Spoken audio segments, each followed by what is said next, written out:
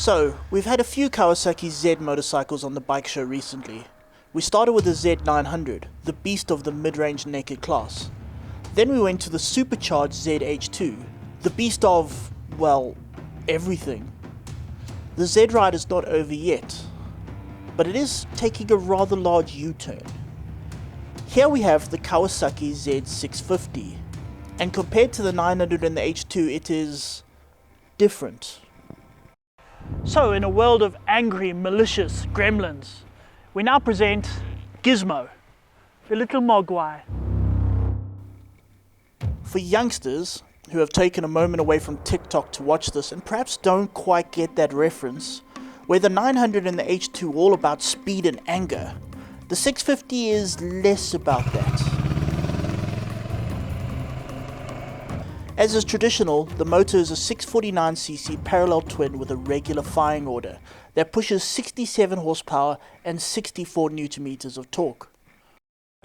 And that's a problem, you see, because the other bikes in this class, MT-07, SV650, all make in the region of 75 horsepower.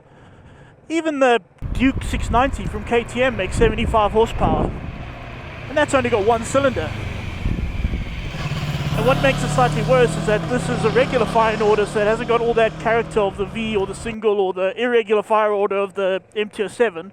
What they have done though is given this bike more mid-range. And you can definitely feel it. I mean, the previous model was very much a rever. It had to be revved nice and high, but this has a lot more mid-range. It's also still got that smooth feel of the regular firing parallel twin, and that's nice. Also, it is one of these motors that you just, you kind of encourage it. It's like, yeah, you go, boy.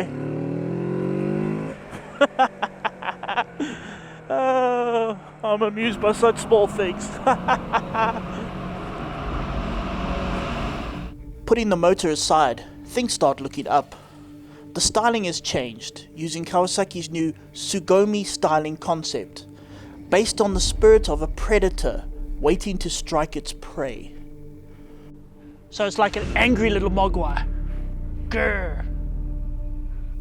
Apart from the angrier, belligerent looks, the lights are now LED, and there's a striking new TFT dash with cell phone connectivity. And they call that system rideology. Rideology. It's like mixology, where you just take a name you like and put ology behind it. Like scientists do when they have oncology or paleontology. Because science is hard. Also, the passenger seat is broader and softer, which is good news for the significant other, and perhaps even the significant self. Apart from all that, the Z650 has something about it that the others in this range don't quite have. So here's what it does have. This bike is incredibly small. I mean, it's so compact, it's almost at the point of feeling actually cramped, especially in the legs. But what that does do is around corners like this one, is that it's so nimble, so agile, so easy to ride. I mean, even the smallest rider, beginners, professionals, everybody will find this bike easy. There we go, over these bumps. The suspension works alright, brakes work alright. I mean, not going to break any lap records on it, but it works. And what that does is it makes this bike more fun. I mean, the SV and the MT and all of those will, I'm pretty sure, beat it on a kind of flat-out race. But with this bike, you just feel so in control. So this is your bike, you're riding it. It's not riding you. And I absolutely love that. To the corner, look at that. Even here in Joburg, it's a freezing cold winter day.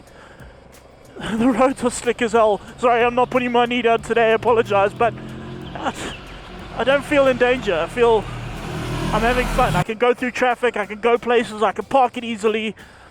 And it's got a motor that, while down in power compared to some others, is still an absolute cat.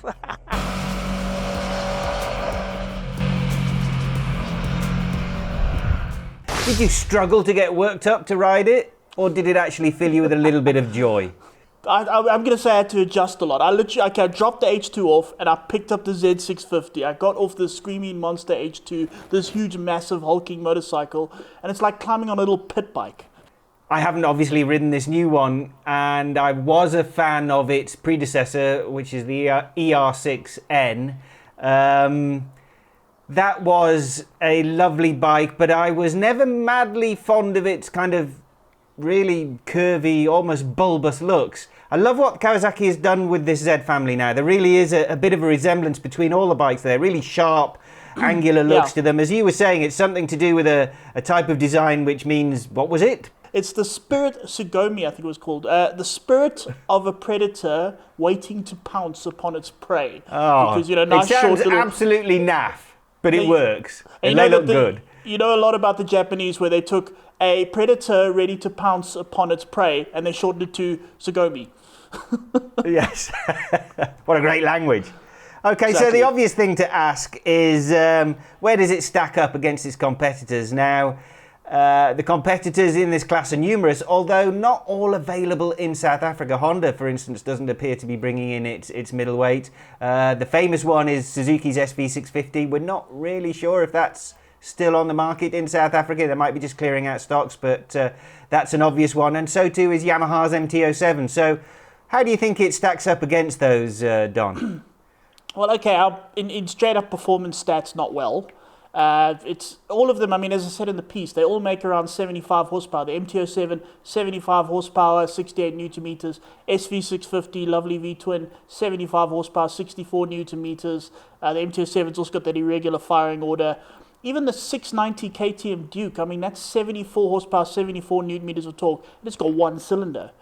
Same as the 701 Vitpelen, also same kind of motor. Whereas now you've got a twin 650 from Kawasaki with the regular firing order. Should, in theory, have less character but more horsepower. It doesn't. It's 68 horsepower, 67 horsepower. So it's around 10% down on horsepower compared to all the others. And none of the sort of character. That's not great, if you know what I mean. Yeah, so... Yeah. Well, what about, you say it's 10% down on engine performance. Does it come with a correspondingly lower price tag then? Well, okay, the SV650 has been taken off the Suzuki website. That they were trying to clear for like 100 grand, but I don't think it counts anymore because, as I say, it's not even on the website. Same with the 690 Duke. It's also not on the South African website. I'm sure it's still available overseas.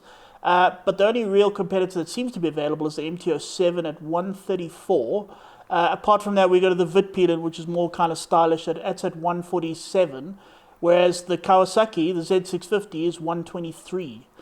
So it is down in power, down in everything, but it is also the same sort of equivalent down in price. But, more than that, the 650, it just feels so much more. It's known for being really agile.